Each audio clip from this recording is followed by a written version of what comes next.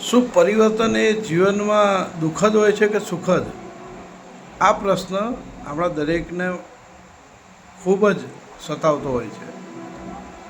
મિત્રો, આજે એક જગ્યાએ એક વસ્તુ મેં અનુભવ કર્યો કે એક જગ્યાએ એક મકાન વર્ષોથી હતું જ, પરંતુ સમયકાળે 15-20 વર્ષ એ મકાનને થયા છે મારા ધ્યાનમાં. હું વર્ષોથી એ વિસ્તારમાં રહું છું, તો એ મકાનને રિનોવેશન કરવાની જરૂર પડી.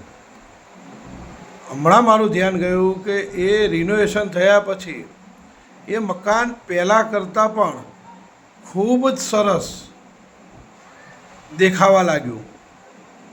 એટલે એનો મતલબ એવો થયો કે જ્યારે તમારા જીવનમાં પરિવર્તન આવે છે તો તમારી જિંદગી પહેલાં કરતાં પણ ખૂબ સારી થઈ જાય છે.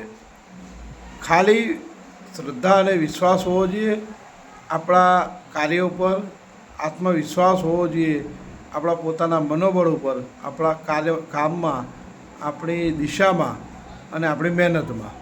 બાકી પરિવર્તન હંમેશા દુઃખદ નહીં હોતું, સુખદ પણ હોય છે. જય દ્વારિકાધીશ.